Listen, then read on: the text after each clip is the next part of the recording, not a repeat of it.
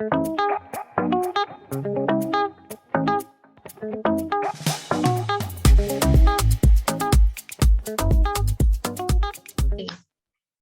please just introduce yourself. You can tell us where you are joining from. And I could start all over again by introducing myself. Hi, everyone. I am Bami, and I'm the community manager for Tunga. I am joining from Nigeria, and I will be your host for this evening. It's nice to meet you all.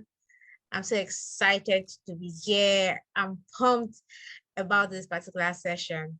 So you all take it up, introduce yourself. We have to say 10 minutes past, then our speaker will have the floor.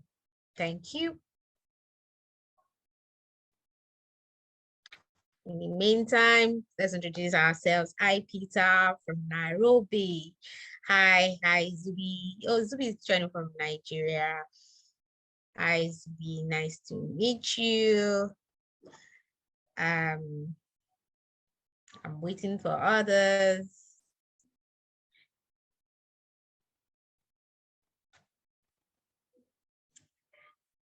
Okay.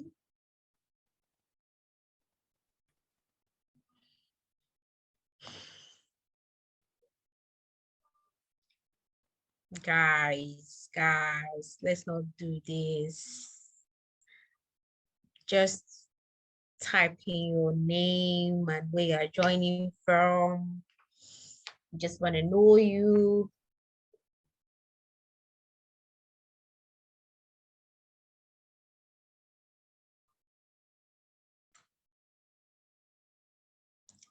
Okay. Nobody else is speaking. Do you want me to be speaking alone or to be talking alone, chatting alone? Hey, Nima. Oh, nice to have you here. Nima is joining from Kisumu. Did I pronounce that right? Kisumu, Kenya.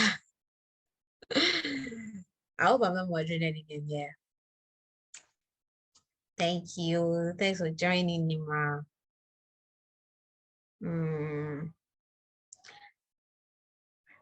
Hi, Hydran.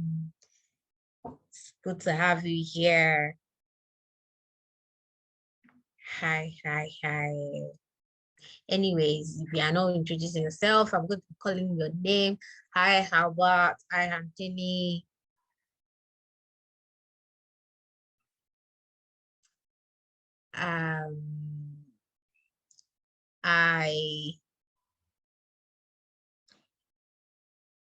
Nizubechi. I hope I didn't kill that. Hey, Nick. I joined you from Kilifi, Kenya. Hi, welcome, Nick. Thanks for joining us today.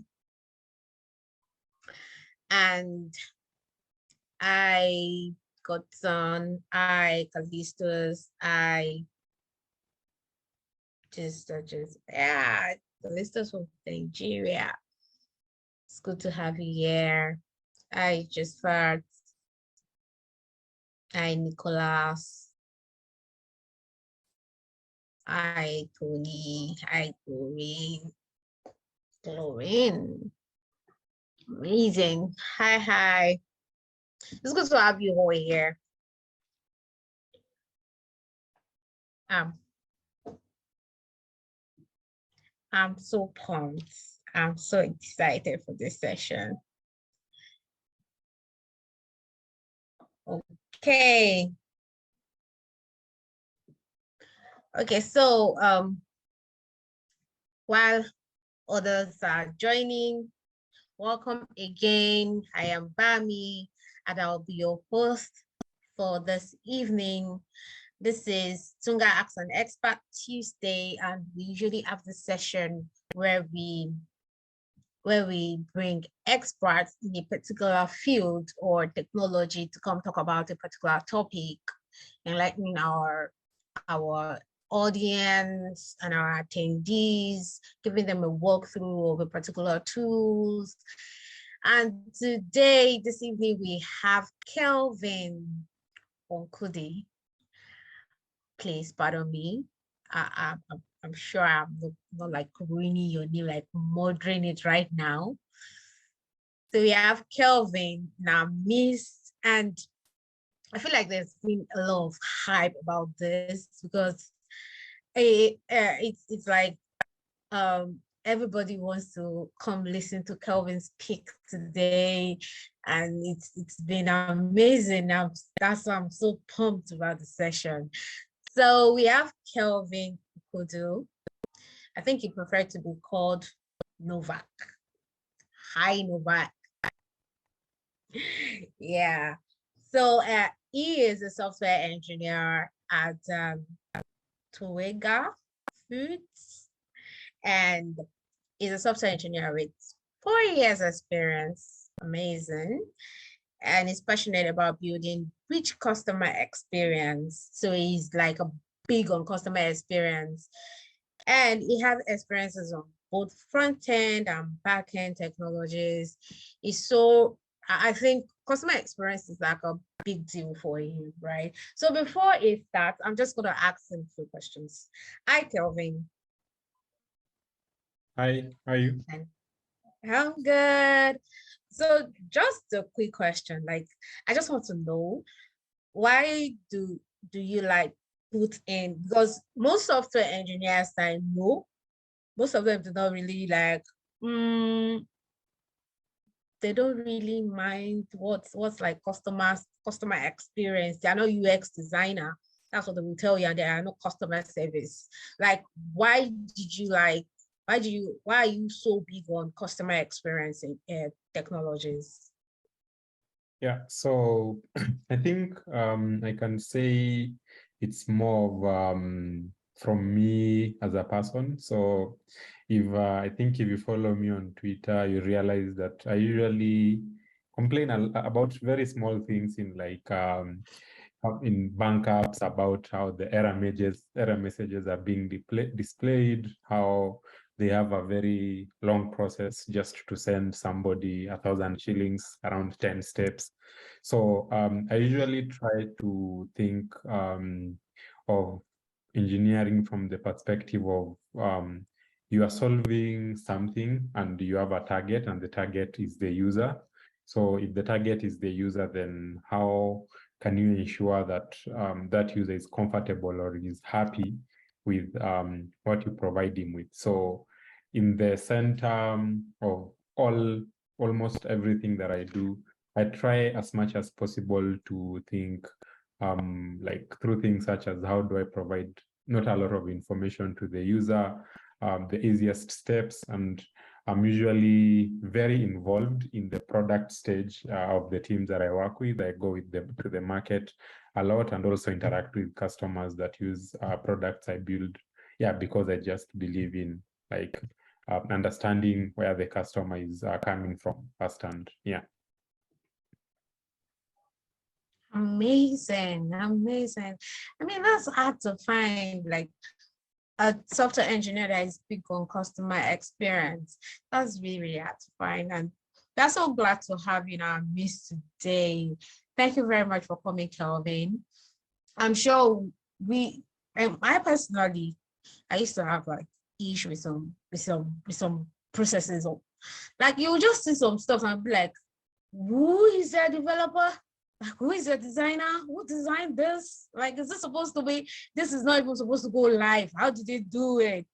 But then when you now have developers like engineers that are like so big on customer experience that wants to give the customer the best, I mean, they're so hard to come by, so you appreciate them. So today we're appreciating you. If it's possible, my audience can actually help me give clap to Kelvin.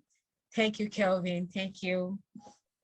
You can drop a clap on the comment section. Thank you very much. So Kelvin is here today to take us through building React native apps with Expo features CI/CD.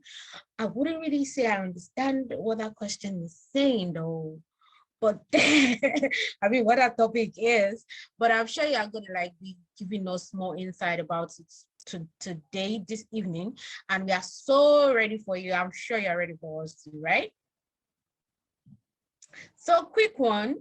Again, if anybody can just answer me in the comment section, or you can raise your hand to speak. Has anybody really heard about React Native with Expo features CI/CD? You can please just you can start the full session, or you can just like put it on the comment section. Nobody? I think maybe we can start Okay. with those who have worked with React and React Native to just give a thumbs up. Maybe. Yeah. Okay. Has anybody worked with React Native? And just give a thumbs up or like reply with a +1 in the chat. Yeah. If you haven't, you can. Yes, you can just reply in the chat, please. Do you have any experience with React Native? Oh, awesome. So Peter, Chibuze, awesome. Do we have more people that like have experience with React Native? Okay. All right. Cool. Nicholas, awesome.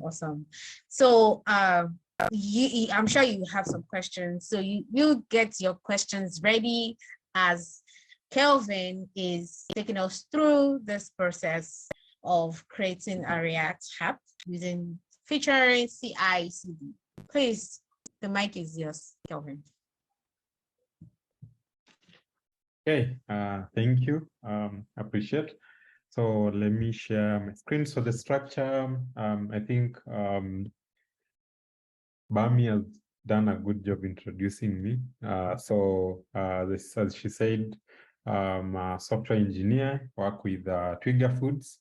So maybe to explain what we do as Twiga is we basically do like fulfillment, but our aim is to like cut a lot of middlemen and take products to our retailers within the shortest time possible. So where you can order stuff and we'll deliver the next day. So we do have quite a lot of tech going behind the scenes. I know that is a question that people always ask. Yeah, so till you join Twiga, you know that there's actually a lot that goes behind the scenes just to get you that one thing that you order. So that is my work. So I'm a React engineer, but I've also worked with React Native. So I've pushed quite a number of applications to production before with React Native, and it's something that I've always followed. Yeah, so I think I was part of App.js Conf, which was a React Native conference. I didn't manage to attend, but attended virtually. So it was in Krakow. You can like check out if you want to learn more about React Native and like especially Expo. Yep. So let me share my screen.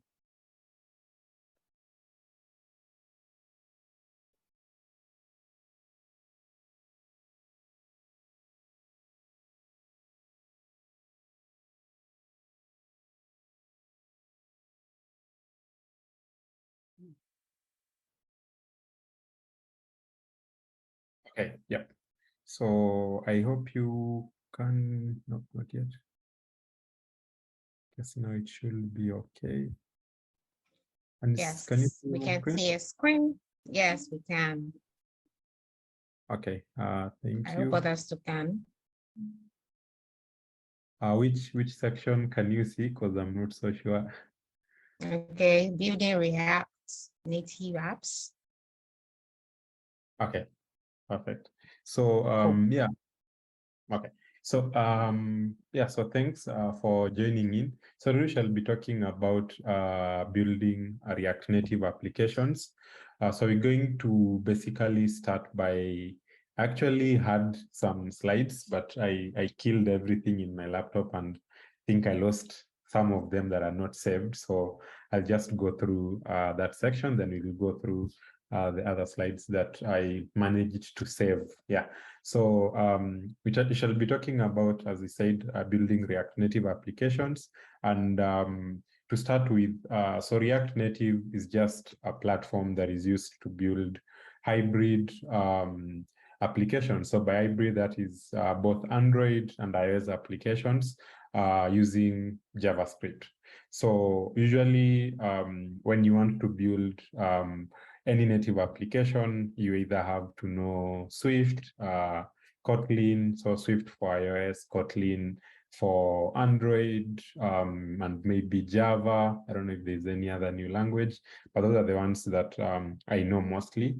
Yeah, so you have to know those languages, and also you have to know the tooling. So for both iOS and Android. So it means if you're working, let's say, for instance, you're working for Twig and we need to deliver an application to the Play Store, basically it means that we have to maintain two teams. So you have to maintain an iOS team and an Android team.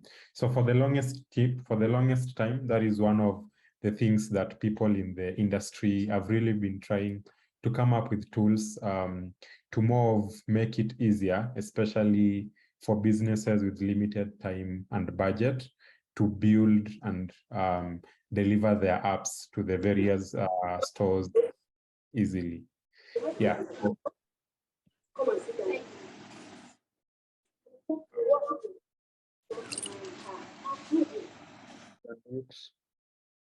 Yep. Yeah. So just in case you have a question, you can just raise your hand, then Bami, let me know. Yeah. So that was part of the motivation behind building hybrid platforms. So it's not only React Native.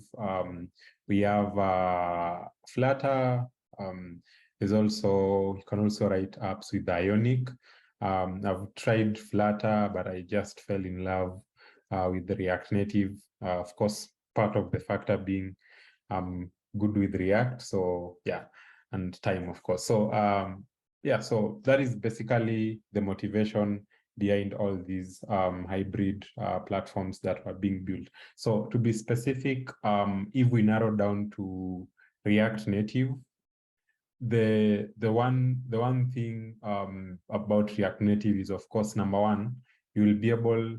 So we have two ways of bootstrapping React Native applications, which we're going to talk about. Then we're going to go through one of it.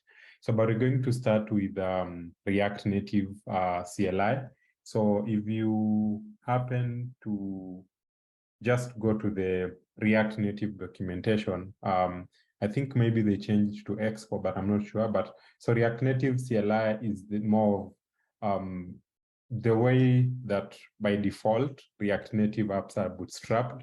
So the challenge with the React Native CLI is usually that it still requires you to know quite a number of things about how Android applications and like iOS applications work. So by that, it's basically the folder structure. You need to know the folder structure.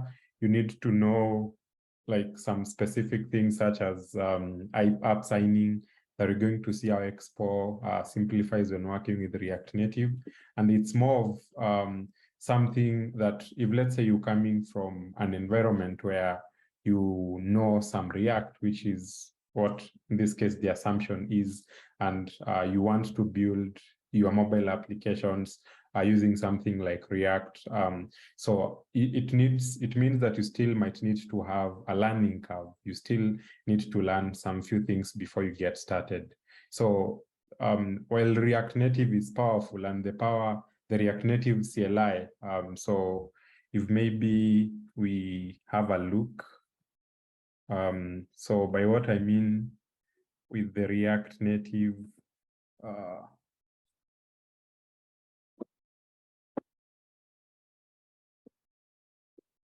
so basically, yeah, so the React Native CLI is like what you get by default with the React Native, sorry. So can be able to bootstrap an application using, I think even here they're now using Expo. So things have changed, but basically it's a lot of work, and that is why even you see even the React Native team itself suggesting that you try out Expo that we're going to talk about. So that is basically about React Native CLI. So the pros is that you get to more have control on the bigger part of like the application. But if you try out Expo, then you realize that it's probably just a fallacy you thought in your mind that it might disadvantage you, because in most cases, there's nothing that you're going like to lose, really, not unless maybe there's some native code that you need to write. So the power with React Native CLI is that you will still be able to write native Swift Kotlin code, something that with Expo you might need to do some extra work around it for you to be able to do that. But otherwise, but otherwise we're going to start talking about Expo, which is what we're going to use to set up our project and everything. So Expo, what is Expo? So it's a tool chain that is based on React Native that helps you build and ship your applications quickly. So it provides you with many tools that aid you in developing world-class hybrid applications. So the focus of this talk is basically trying to see how do you easily, with the little knowledge that you have about mobile development. So you just know maybe front end, React, how can you be able to bootstrap your application? And we'll see how Expo comes in handy. Then we will more have an example application. Then we'll also talk about CI/CD.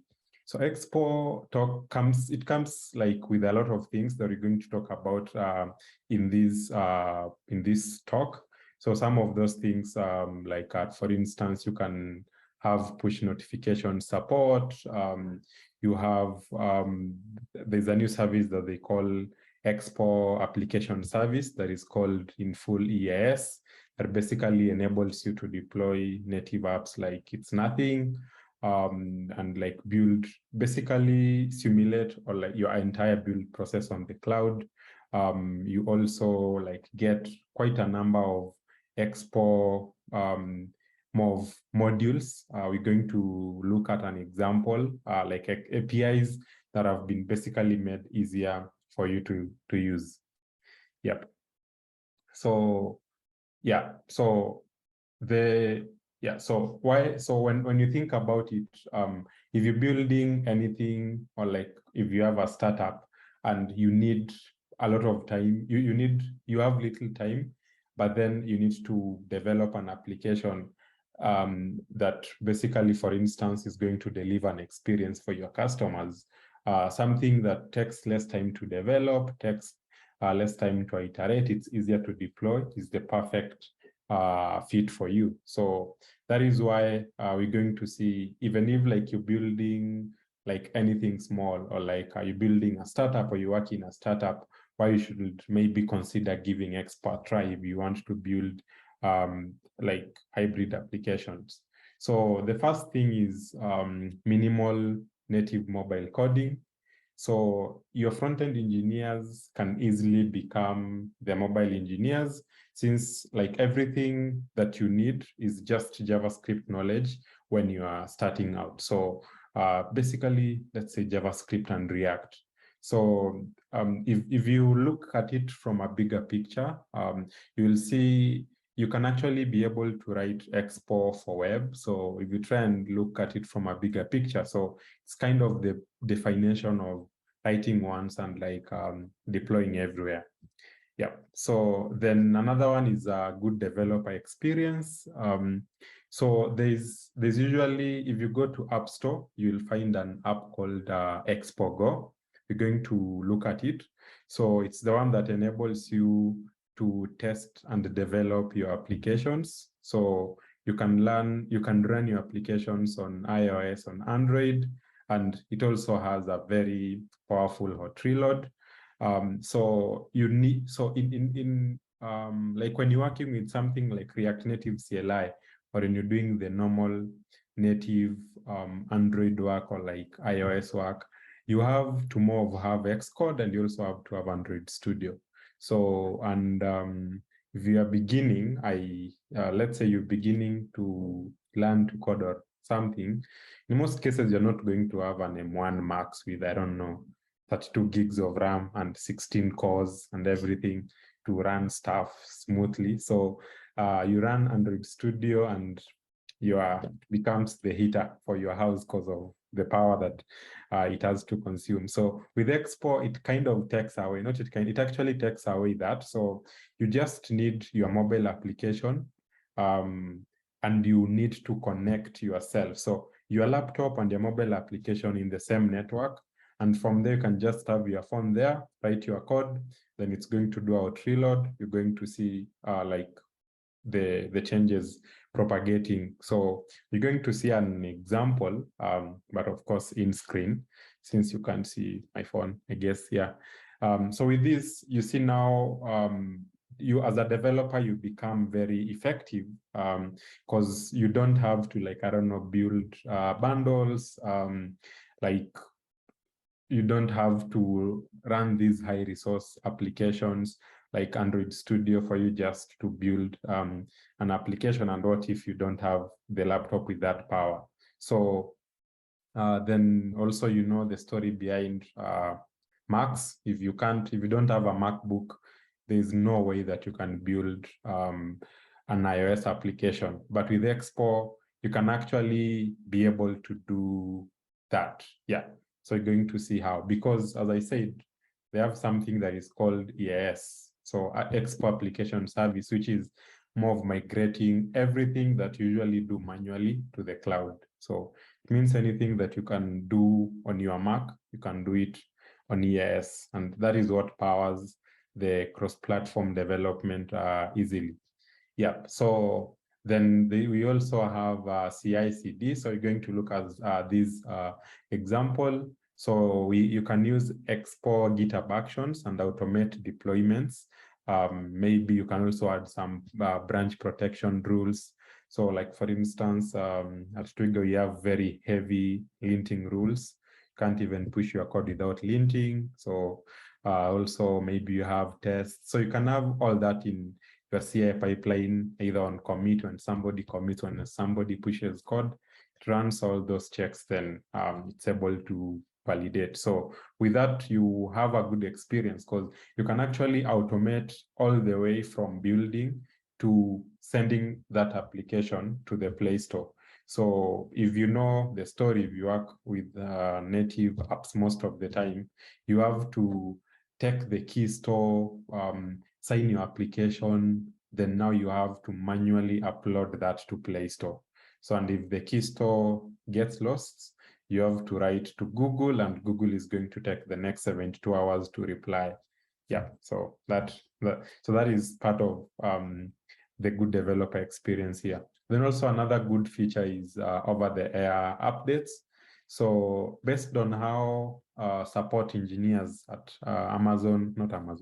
Google and Apple have woken up, they can take up to 2 days sometimes to approve your changes in an application. So I want you to assume that maybe you are building an app, then you add a bug on the cart. And what the bug was doing is that it more of divides the total amount by 2. So it means that the business is going at a loss by 2, and like you push it to the App Store, and you don't have the connections that maybe people that work with companies like Twitter, Facebook have, that can just call somebody and get an approval or something. So you have to wait in queue.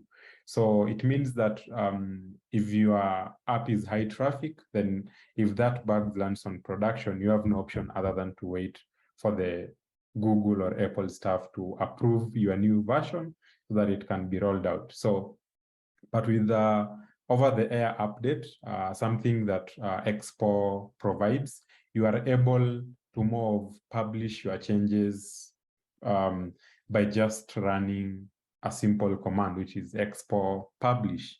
And with that command, you can take your JavaScript code and it can like update maybe if it's a bug. Then maybe later on, you can just now like build it and upload like that app, and they're gonna take whatever time that they usually take to approve your application. Yeah. So then we also have integrated access to the native API. So Expo, it provides you access to native APIs, like the ones that you basically know: camera, file system, location, social auth, push notifications, and like many more. So you're going to see a sample. Yeah, so then we also have now Expo application services, which is EAS. If you have a question, you can ask it in the chat. Then I guess with my screen share, I can't see the chat. So I think maybe Bami will just let me know if there's a question. Yes, definitely. So you can ask in the chat box and I'm going to read it out. Yep. If you have a question. Sure. So if you have a question, you can just let me know. Yeah, so Expo application services. So as I said earlier on, with Expo application services, the team at Expo is basically trying to see how can you move all your development workflow to the cloud. That is what everybody seems to be doing. We have code spaces with what GitHub is doing there. I don't know what other people are doing, but that is the nearest example I can give. So think of it similarly, like the way that you can simulate a code space on the cloud on a certain machine. Like how can you be able to move the whole of your more development to be kind of CI/CD stage managed, and like being able to do anything that you can do on your machine somewhere else. Yeah. So yeah, so ES is just cloud services for Expo and React Native apps. It basically enables you to build your application, submit it, and then now we have, I think they added ES update. So before we didn't have to have ES update because ES, I think, came within the last 8 months or something. So they worked on build, submit, and now there's update. So basically meaning you can build your app, and submit is you can submit your app to the App Store, and update is just in case like you need to send over the updates or something. Yeah, so ES build is for building binaries. We're going to see an example. So it provides like workflows that handles issues such as app signing. We're going to see what that means. And you can also have profiles. So it means that you can build an app for preview, you can build an app for production, you can build an app for testing, for QA, and like as different apps, and you can manage them easily.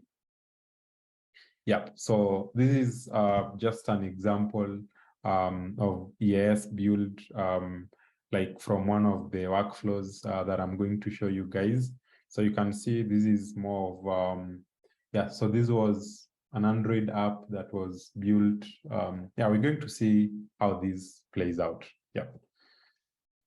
So then the work of ES submitted is submit is just a hosted service for uploading and submitting your app binaries to the App Store or the Google Play Store. So after so it's usually ES build, then now ES submit. So ES submit is just, it's going to prompt you to answer some questions. The things that I've removed there are more of like very sensitive information. So sorry for that. Yeah, so basically, it's going to ask you quite just prompt what is your key store. If you have one in your account, it's going to tell you to select the one that you need to use. Then it's going to submit your application to the App Store, like to the Play Store. Of course, there is some work that you need to do. So like, for instance, if you see in line 15, you can see there's a Google Service Account Key. So you have to find that Google Service Account Key from the administrator of the Play Store account and have it. Also, you have to have access to, you have to log in to the, how is it called? Apple developer platform and like get, you can see you have iOS key.p8. So you have to get that key, have it in your project. Then from there, it's going to be a smooth process. Yep. So yeah, so I guess that's all from the theoretical point of view. Before we dive into the demo, I don't know, maybe if there's anybody with a question. Yes, there's a question, Kelvin. So I was waiting for you to finish that. So Anonymous is asking, thank you, Kelvin, for this informative session. I'm very interested in knowing what UI framework and libraries you use for creating Cripsy Slick components, or do you create your components from scratch? And if you do, how long does it take? How long does it take you? That's the question. Yeah, so that is a good question. I can say it depends, but I usually it depends is the safest answer to give in case you don't know anything. But anyway, so basically what I can say around styling is choose something that works for you. Then also look at the project that you're building. So you can try and see if you have more of a certain design system like that is guiding your component library, then you need to sit down and like try and think through on how you're going to build reusable and like easy to use components. But if you have components like a lot of buttons that are not the same and everything, you can like be free to try any styling that you want. But I'll say in React Native, I'm going to show you one way that I did it in the example project that I'm going to show, but there are options. You can use things such as Tailwind, where you can like have your colors and everything. Then of course, for the components, for them to fit what you have, in most cases, you kind of have to override some few things here and there. Yeah, but not a lot. Okay, so thank you very much, Kelvin. He has a follow-up question. So he said, can you recommend any UI libraries to us? Is it for React Native or? Okay, so I think anonymous attendee, can you reply that? Is it for React So Native or like? it would be nice if we know your name too, anyways. And if you can't speak, you can raise your hand to speak. You can request so I can allow you to speak if I haven't. But if you can, kindly unmute your mic so you can ask the question perfectly well. So he said yes, it's for React Native. Oh, okay. So I think for React Native, you can try. There's one called Tailwind React Native. If you want to, it's quite cool. You can try that. Then there's also, I think there's another one that I'm going to show, so you can stick around. Yeah, that with called style system. Yeah, so that I'm also going to show on how you can like style your components in a very declarative way. Yeah. So okay. Yeah. Nice. You still have some questions. Can you still take those now? Yeah, Or sure. you want to wait till after? Okay. So hi Kelvin. Does the Expo application service EAS take care of deployment to the iStore and Play Store respectively? iStore, or the iStore is for the Play Store, or it's for the iPhone, or? Well, I think I wouldn't know. iStore, Play Store.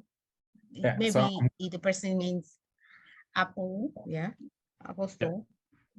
Yeah, so yeah, it does, and it's just up to you to more of do the setup. So yeah, it does. So if you need any help, I'll be more than glad. But I'll also show you an example of that. Yeah. Okay, so moving on to the next question. Lawrence is asking, okay, here he said, thanks for the insights. For React, must one dive from JavaScript or one can learn React? I mean, I'm sure he's talking about React Native. Then he also asked that what is the difference between Flutter, React, and Kotlin? Okay, so if you want to learn React and you're coming from React Native and you're coming from a JavaScript background, you must have to learn first about React. So React is independent. It's not yeah. So you should first learn about React. Then now you can now start learning about React Native. So because there are things such as how to manage states, those ones remain the same. So like things such as React Context API, those ones remain the same across web and mobile. So learning React first is a good step. Then from there, you can now learn React Native. The other question was what? Awesome.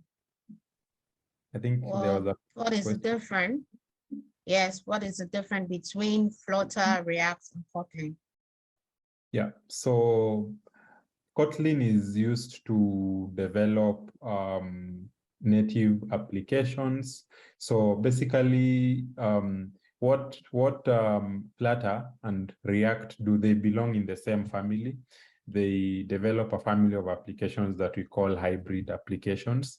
So what usually happens is you build your React application, or like you write your code, then React Native is going to more translate that or to bundle that into native code. So there's something that is called a React Native bridge somewhere. So it's going to bundle that into native code that basically your system, like your phone, like or the target can be able to understand. So there's that extra step that happens that you don't have, that you actually probably wouldn't notice, that happens behind the scenes. That is where the difference is between something like building using Kotlin and like with React Native. Yeah. Okay, amazing. Thank you very much. I have two more questions and you can just move on to the demo. So Daniel is asking, what are the current trends in React Native app development? I think the current trends I can see is Expo has become, at first, people used to be very more careful, really careful about like committing their project to Expo. So the first trend I can say is that Expo has become very mature in that a lot of companies are more now trusting it. Even like the React Native team is like recommending it. So I guess that is one. Then also another one is there are amazing things such as, I think, harms. So if you look at GitHub, I think I'm going to share the link in the chat.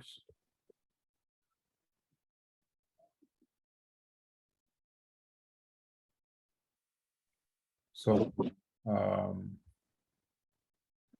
just a moment. Probably you can see my screen. So there's this harms by Facebook. So if you look at it, it's just a JavaScript engine that is optimized for fast startup in React Native apps. So it has been, I think it was added to a certain React Native version. So that is another thing. So React Native apps are actually quite fast right now on startup. Then also there are things like, for instance, such as build times, especially when working with the Expo. I've forgotten what are attributed to that. But at some point when you are building Expo apps, the size used to be 60 MB. Right now it's around 6 MB or something. So, but there is something that they did that I think has escaped my mind that I was reading back then. But it's mostly just that Expo has become more mature, and also there seems to be quite a lot of tooling to make React Native much more faster and resilient. Yeah. Awesome. Thank you very much.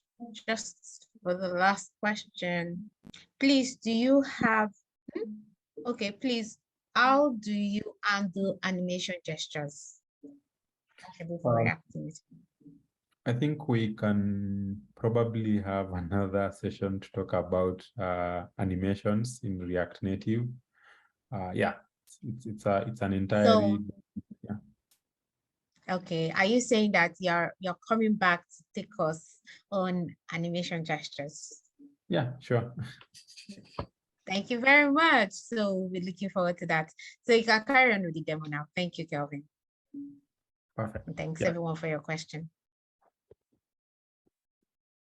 So let me share my screen.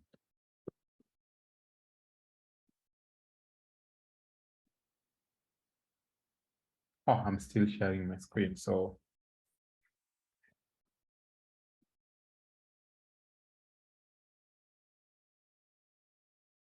all right. So I'm going to drag these here.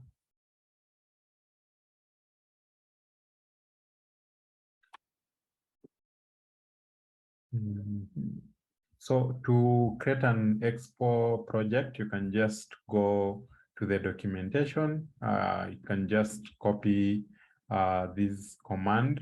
So that is right here. So we can just, I think npx, yeah. So we want to, yeah. So we want to create a, let me zoom in, sorry.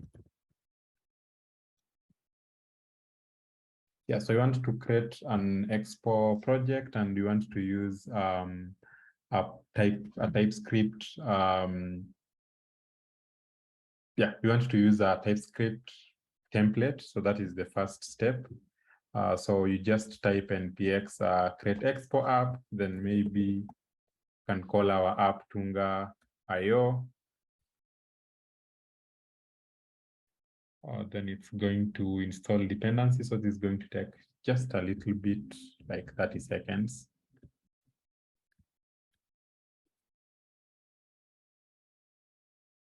So this create Expo app is just a command that is executed whenever like you want to create an app. So it's not like something that I've installed because I'm using npx.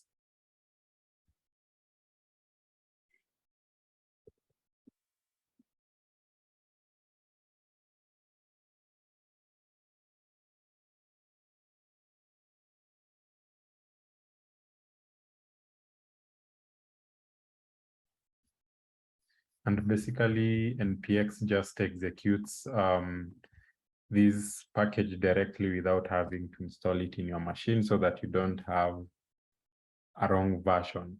Yeah, or like an outdated version, something that usually happens.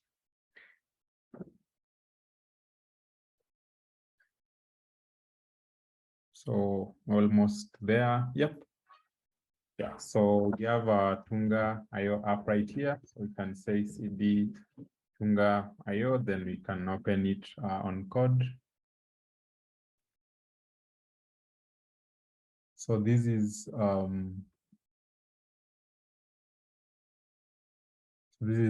app that we have right here, and it's a TypeScript template here.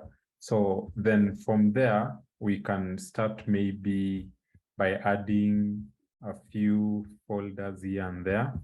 So we can say that we need screens.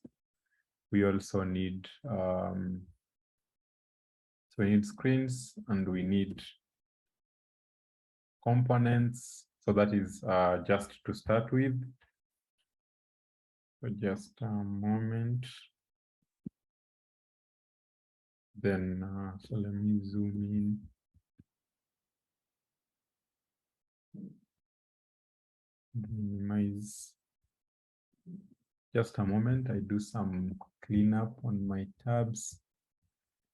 Yeah, so then once we do that, so usually for React Native, usually use React navigation for navigation.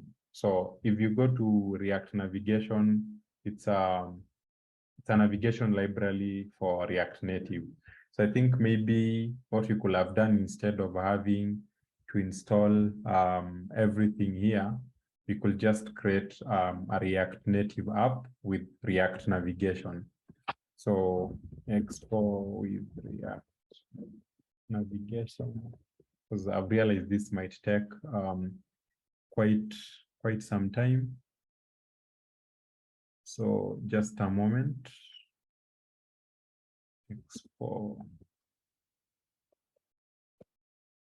Just have a look at the docs for a minute. We can just go the long way. So you can go to the installation part, have the Expo CLI, can create a new app. Okay, so let's just go the long way. It won't take don't take a lot of time. So once we have these, all right.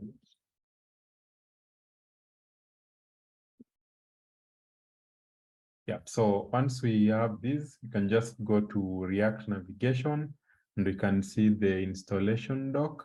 So you can see if they have told you, if you're using Expo, you have to go this way. So you can copy these and you can come here and install it. So install React Native screens and React Native safe area context. So those are the dependencies. Then now we can install React Navigation. So React Navigation is the navigation library. So we are still in the setup. So let me copy these.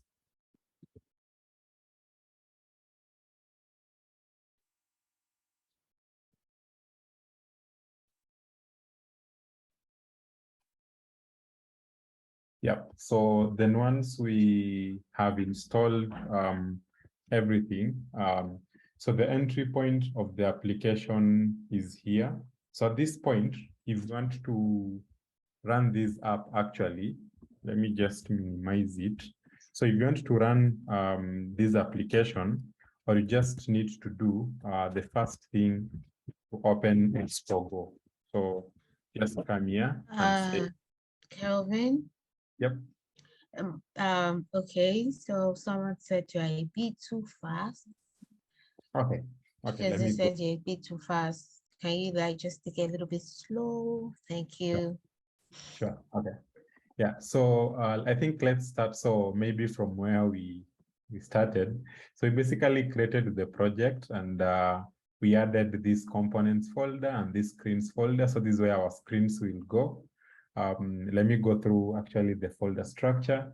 Then assets is just where you are, for instance, icons and everything will go. So you'll see some of these assets being loaded. So this is for the splash screen for your application. So these components, there's nothing there. So we are the ones who have created it. Then we have the screens folder where we're going to have our various screens. So that is like where we're going to have, for instance, the home page and everything. Then app.json, this is Expo specific file. So this is where, like, for instance, you specify the version. If you want to deploy it, like this is where you say where the link to the splash screen is. You can specify the orientation. You can see, for instance, here we're saying it's portrait. You can specify the icon. So usually in Android, I think this goes in some folder forgotten. But you can see now here is just have it in an assets folder. Then you just specify the direction where it is on the app.json. So you can look at the app.json Expo. So if you just check that on the documentation, you can see all the options that you have there. So like, for instance, can have the SDK version to just say the version of the Expo SDK that you're using. I think currently using SDK version 46, if I'm not wrong. Yep. So these are the options that we have. You can just go through them, but the most important one is just the name, the slug, the version, the icon, probably the orientation, the splash screen, and maybe you can see here we have iOS supports tablet, so you can turn this false. You don't want it to support a tablet on iOS. So that is to start with. And then we also have for Android. So for Android, you can see for the foreground image. So this is usually, I think, the cornered icons. You have the adaptive icon, you can have a look at it. Then also the background color of like that specific, like where that specific icon is going to be overlaid. Then for web, it's just the favicon, which is usually that logo that you usually see on top of the tabs there on the websites. Yeah. So then app.tsx is just the entry point to our application. So so in React Native, we're going to look at the components that you're going to interact with. So the components that you're more likely going to interact with are the view, the text, text input, flat list, scroll view. Yeah, so these are the ones that I use most of the time. And one thing that you just need to know in React Native is by default, the view comes with a flex direction with, so this view here. So it's like a div if you work on web. It's like a div, but the difference is that by default, it comes with flex, so display flex, and the flex direction is column, not row. So because on web by default, it's the flex direction is row, like horizontal, but of course it's your phone. So by default, the flex direction is horizontal. So you can see here, so then the way that you style your React Native apps is React Native provides this, I think it's a style that is called style sheet. So you can basically, for instance, you can just maybe type here, you don't have to. So like you can see, for instance, here styles.container. So you can see the styles in the container, the flex is one, so grow as much as you can. Then the background color, align item center. So it means everything will be centered. So once you create your styles down here, then now you can go here on the top and now you can access them and like style the individual components that you want to be able to style. Yep. So that is about styling. That is actually, so this is just the Babel configuration where our packages are going to go. TypeScript configuration, it says strict false for now because we don't want type errors. Yeah, and that's all. So that is our project up to this point. Do you have any question? I actually can't see question. Oh, there's Q&A. Okay. Okay, so yes, I think there's one question that is waiting for you there, and that is from Mizubichi.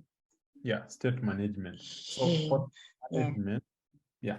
So for state management, I actually have very funny, not really funny, controversial beliefs on state management. So for the past like 1 year or so, I haven't wrote any app that has any global state, and because I don't believe in global state. So I try as much as possible. So to answer your question, you can try and look at modern data fetching tools such as React Query, which is actually you can use in React Native. So you can use things such as a React Query, and you can be able to see how you can do away with state management if you don't need it. So if you need to like fetch your data, let's say you're building a website, and each time your visitors go to the website, you need to fetch the data. Again, when somebody visits back, you fetch the data. There's no need of state there. You can just have it to be server state. Like each time somebody comes, you just have to load in the data. So you can do something like that, because if you don't, then you might have to write a lot of code to do restoring cache. What if something was deleted from the backend that you're not aware on the front end? So you're just going to do a lot of work, maybe have some bug in validating the cache and everything. So I like to say we can have another discussion around state management, but you can go and check this. So you can check Zustand, you can check Redux Toolkit, you can check, I think, React Little State, something like that. Yeah, so you can go and check this one, but you can also, React comes with things such as the context API that you can use. So you can also use that, but of course, you can also have a look at data fetching tools, like such as React Query. They don't fix the state issues for you, but they give you an API for you to validate and invalidate stale data. Can have that discussion another time again. Yeah, but so you can have a look at these three if you're looking for external state management tools. Yeah. So any other questions? Amazing. Thank you, thank you, thank you. Yes, there is another question. So Lawrence is asking, where can one start the React Native lessons or resources? Yeah, definitely. I think I'm going to give you guys a resource that you can use. Of course, it's not free. It's a Udemy course that I can give you, not give, can tell you to go and check out. It's quite good. Yeah. So then I think maybe after the last question, we can focus on the demo so that we finish, then you can handle the questions at the end. So the question is take on Redux. Yeah, definitely. So yeah, so I think anonymous attendee. So yeah, Redux is it's a good idea. As I said, when you're dealing with state, don't just go with Redux. Like, don't just be like, I need to build this awesome application, boom, Redux. So take your time, try and understand, and see, does Redux fit what you're trying to use it for?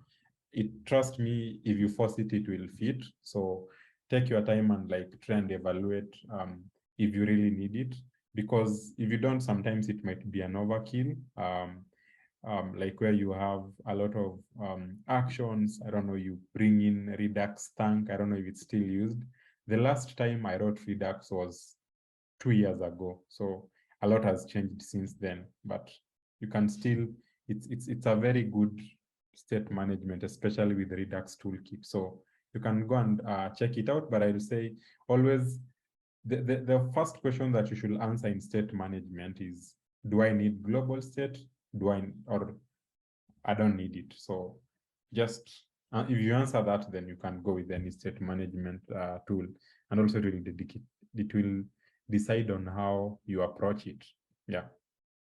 So yeah, so let's continue with the demo. You can just ask the question in the chat, then we're going to come back to them. Yeah. So that is our folder structure up there. So if you want to run the app, so the first thing that you should do actually is you need to install Expo.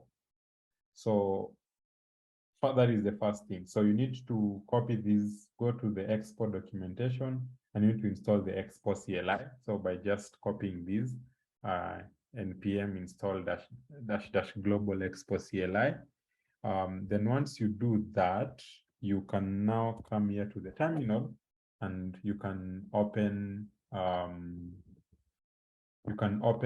your simulator. So for me, I usually use this command, open -a simulator. It's for opening a simulator, I think on any Linux-based operating system. So I've opened my iPhone, virtual iPhone. It's really kind of cool. So I've opened it right here. So let's give it some time. Yep. So that's my iPhone right there. It has iOS 16. So then now we can build the application. So we just say Expo start. So it's going to build the app. So you can scan this QR code with your phone, and like you can just have your phone beside you as you code, and it will like do auto reload. But for us in this case, we want to open it in the simulator. So we want to go with this option of press I. So you can press I.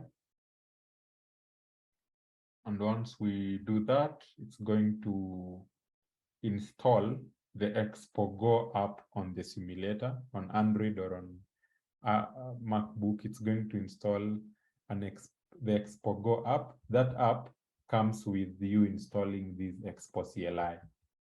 Yep. So let's just give it a few minutes. You can see it's saying that it's downloading the Expo Go app. It is installing the Expo Go app on iPhone SE 3rd generation.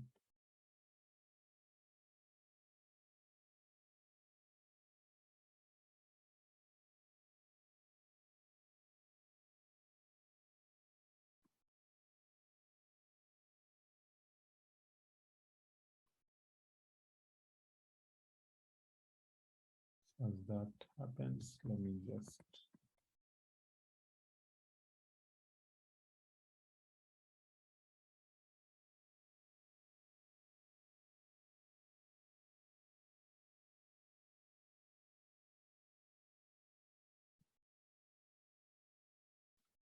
so that is taking its humble time.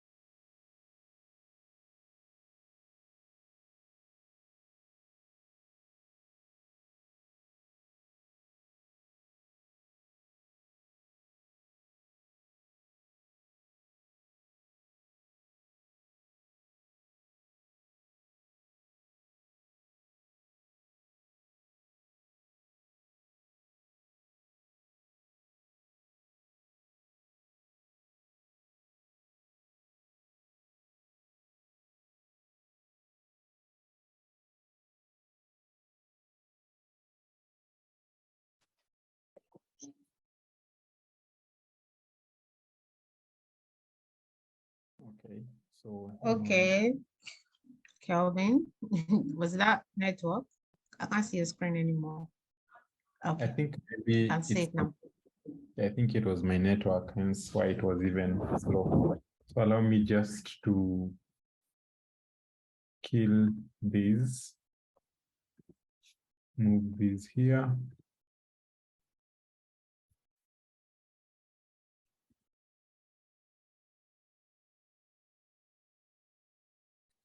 Let's open it on iOS. Yep, so there goes our Expo Go app, and you can click on open. Yep, so it has installed our application.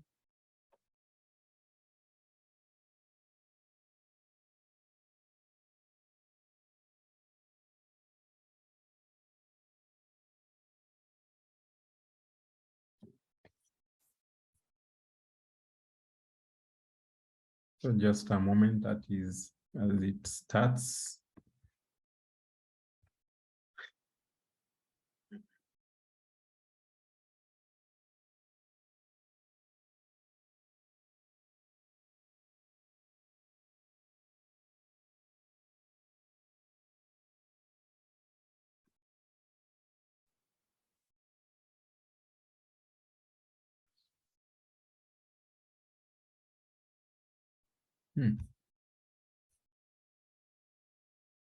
I think it's because the app has been installed on this for the first time since I updated my mark, but maybe as that happens, we can continue to do something else. So before we install React navigation, yep. So,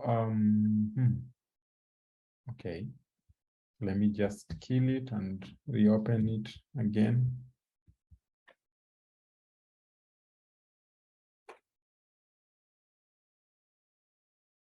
Hopefully this time it will launch. Yep. So we were talking about React navigation. So React navigation is what is being used by most people in the React ecosystem. People still use other options, which I honestly don't remember, but React navigation is the most famous one. So you can have your bottom tabs, you can have a stack navigator. So bottom tabs is the one, of course, with the tabs at the bottom. Then we have the stack navigator, which is basically just where you stack many screens on top of each other. Then you can just pop them when you navigate. That is another navigator. So if you look at the documentation, you can see quite a number that we have. So for instance, I think it's under the API reference. You can see how you can build a stack navigator. Where is it? Okay. So stack. So you can see how you can build like a stack navigator. We're going to see an example shortly. Okay, this is taking forever now. Let me restart the simulator. This never happens, so demo gods.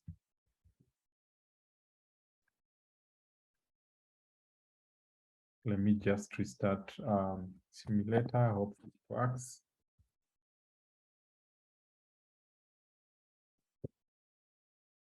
It's open dash A.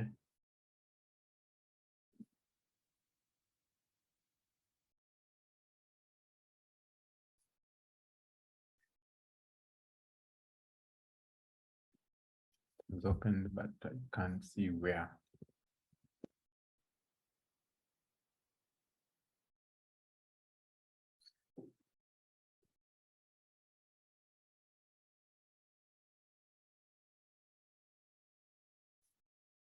Just a moment. Just quit simulator. Yep. So let me try again.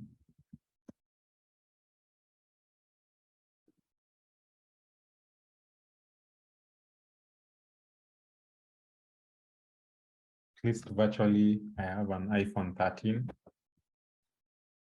Let me see.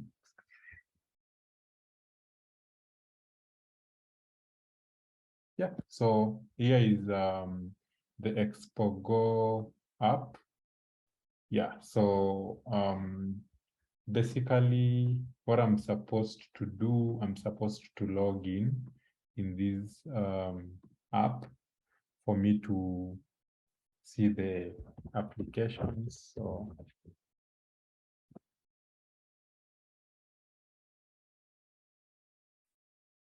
oops.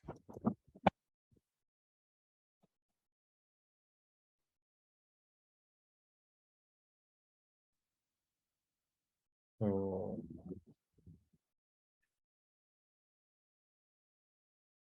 yeah, so you can see we have the Tunga IO Kelvin Maxim Pro. So you can open that application.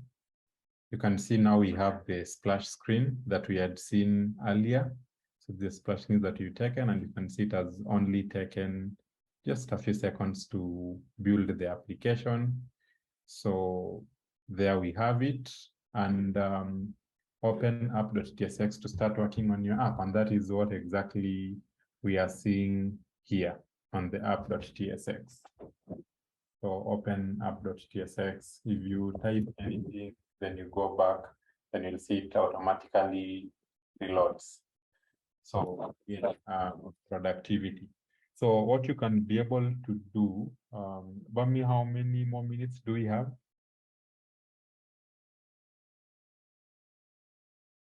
Actually, Actually, we are past time, but I feel like this demo is a necessity. And if our attendees do not mind, you can definitely go on. Definitely. Yep. So I hope you guys don't mind.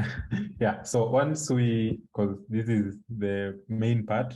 So once we have installed that, we have installed the React Native screens because we want to create some few navigators here and there. So now the next thing that we want to do is we want to think of what exactly you want to build. So you want to build an app with an homepage. So yes, under screens, you can create an homepage folder. You can maybe say an about page, something like that. So here can have index.tsx and also have index.tsx. So under homepage, you can just this one. So this is something that is inbuilt in, I think it's not, but if you go to extensions, then you type React. So it will give you this extension. It gives you snippets. So like for instance here, instead of having to type everything, I can just type RNEF.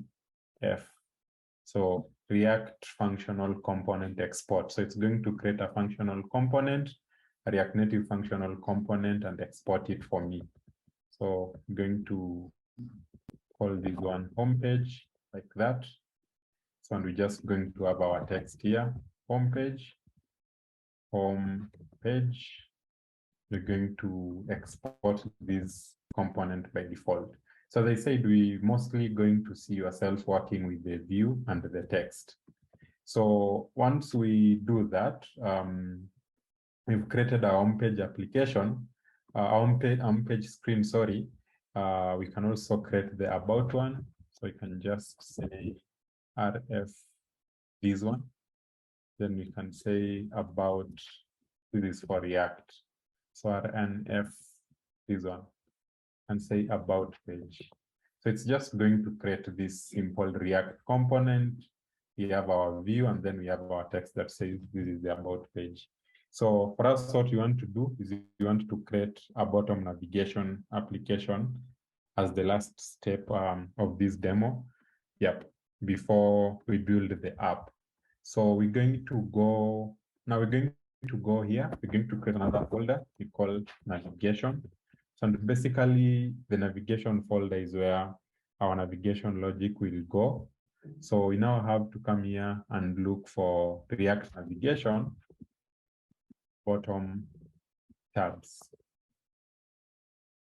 So if we go here, you'll see bottom tabs navigator. You'll see an example. You can read through because of time. You don't have to do that. So you can copy this one and install it. So we can come here, you can install our React navigation tabs. You can look at how it's used. So import this, create navigate bottom tab navigator. You create a tab, bottom tab navigator. Then you just have this function like this. So we can copy this code because of time. So we can come here and say bottom tabs, bottom tab.tsx, can paste it here, can say import React from React. Then you can import our home screen. Is it home? Homepage. Yeah, homepage.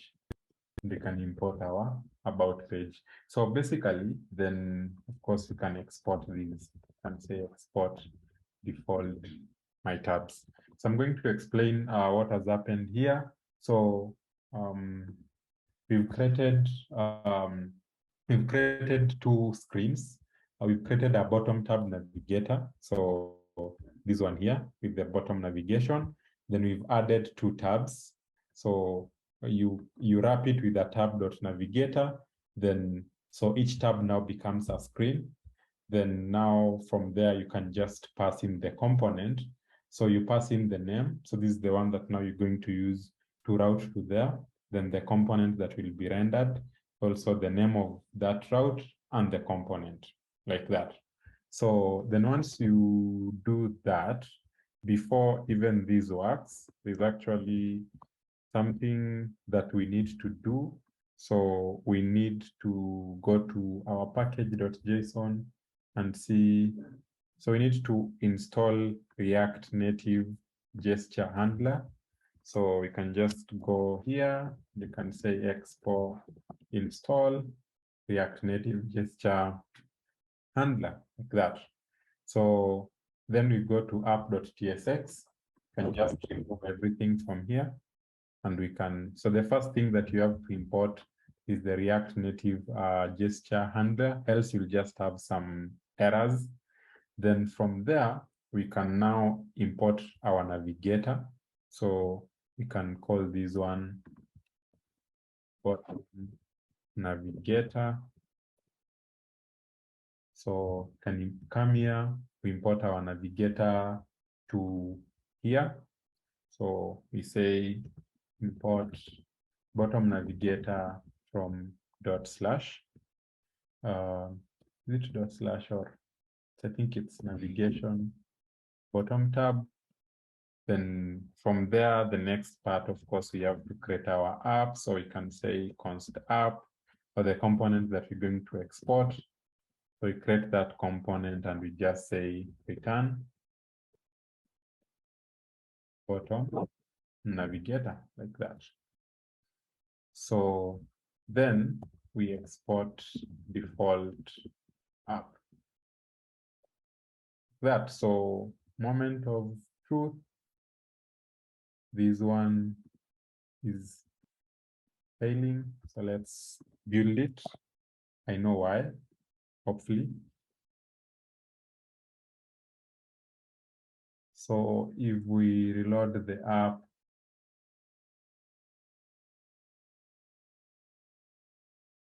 fingers crossed. So it's saying couldn't register. Oh, yeah. So one thing that we need to do is we need to wrap everything. So the bottom top so you can have as many navigators as you want in your app. There's another one that is called stack navigator.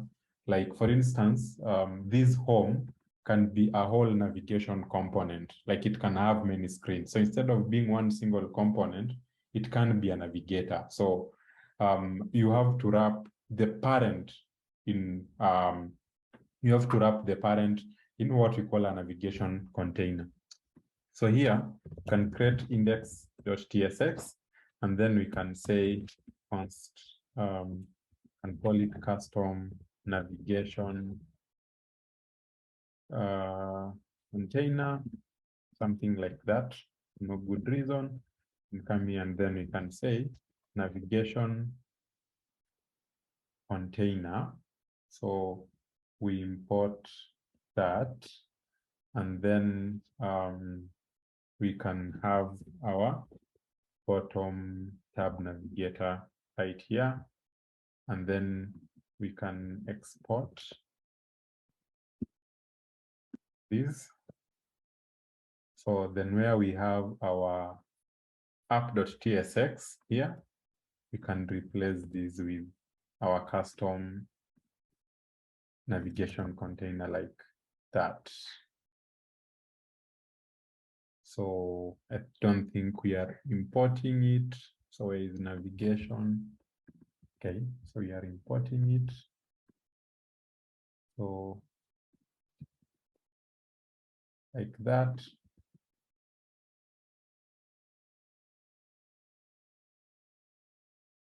So can't find custom navigation container. I think we have to restart this. Yep. So fingers crossed. I think it will work this time.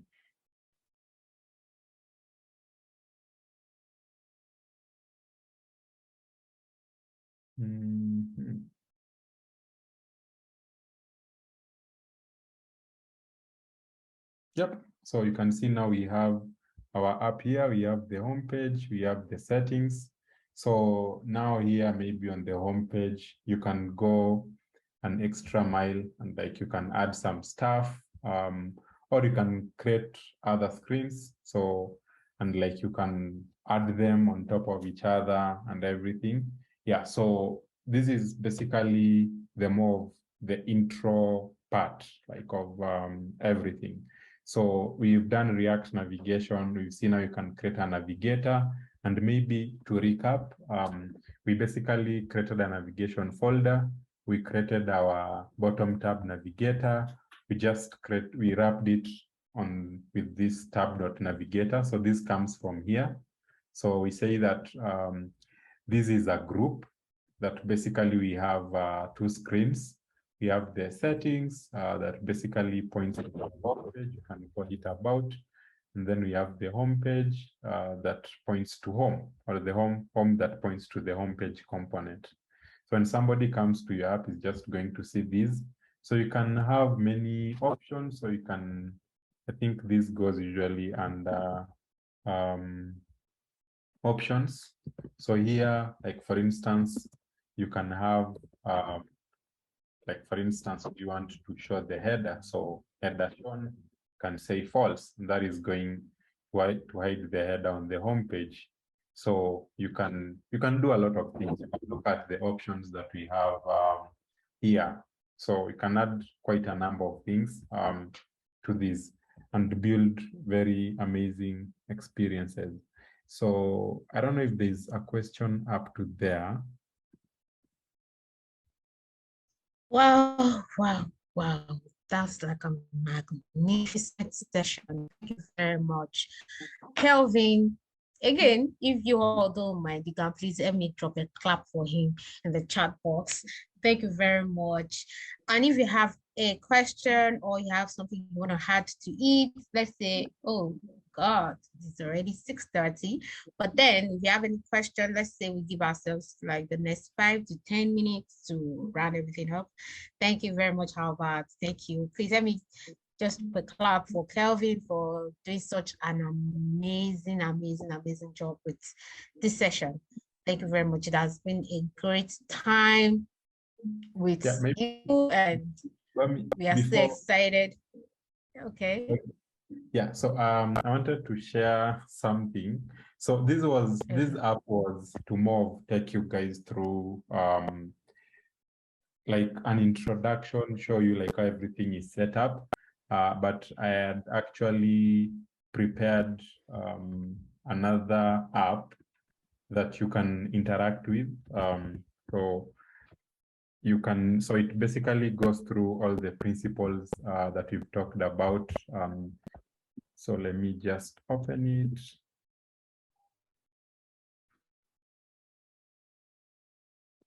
Yeah. So more of a real life application right here. So let me. I'm going to say okay, Lawrence is asking for the Udemy link too. You can share the Udemy link in the chat box. So you can open it. So it's basically a very simple app that, so it uses, so we use, so just a moment as it loads so that we can see what it does.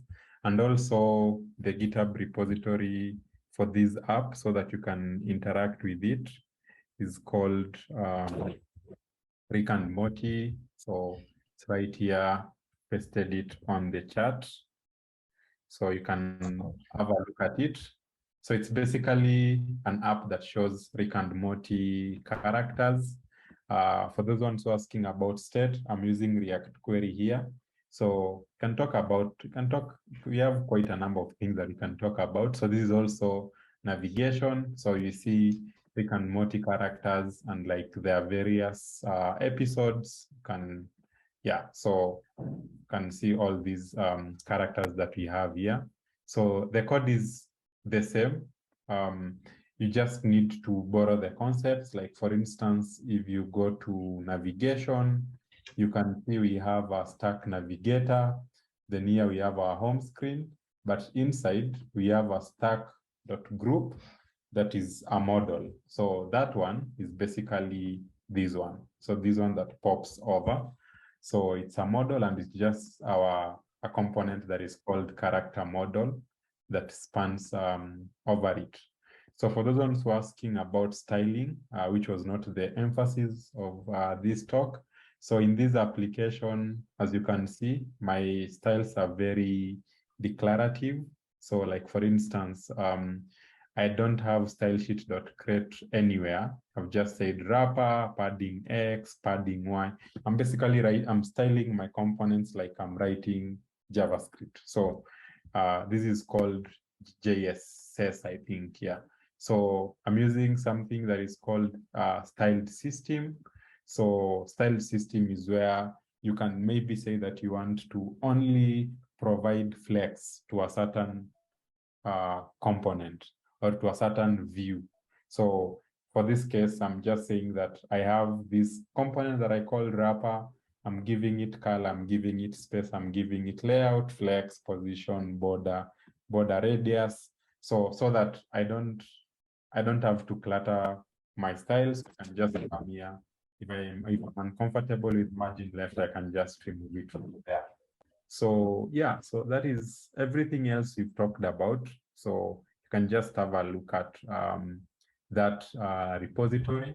Then also on the repository, I've added, if you open the .github folder, I've added a deploy workflow. So this is to illustrate how you can build an app with EAS or with Expo. So if you go to the repository here,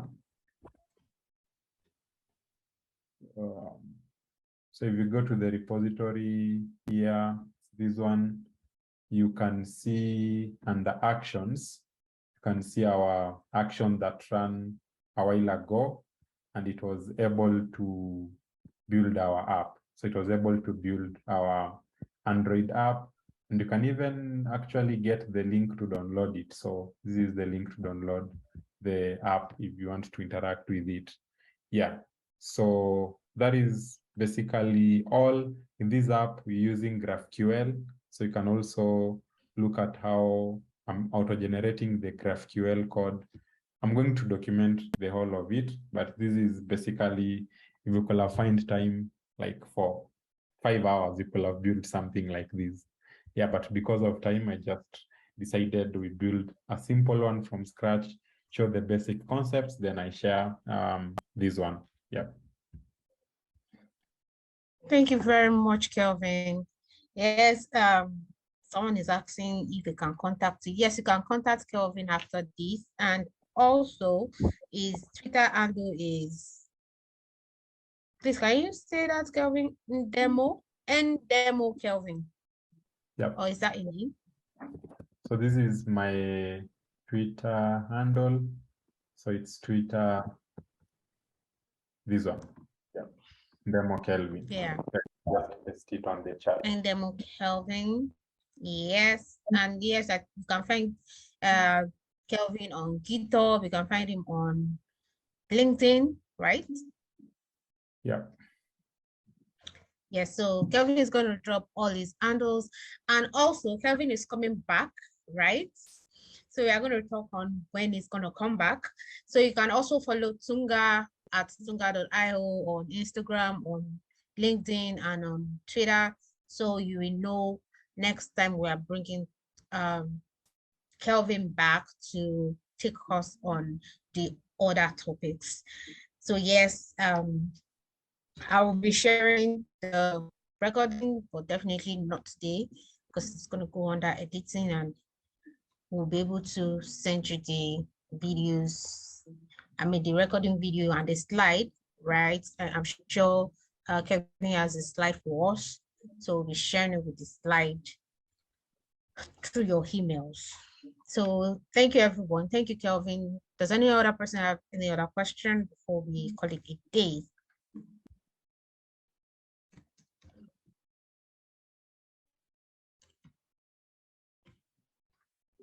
No one?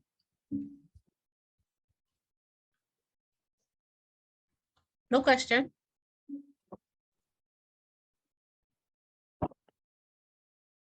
Okay, so this is Tunga handle, Tunga_HIO on Twitter and Tunga on LinkedIn, then Tunga IO on Instagram.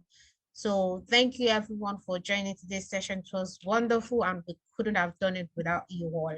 So thank you, Brian, Chigozie, Jespard, Kiev, Lawrence, Damilare, Collins, Anita, Dennis.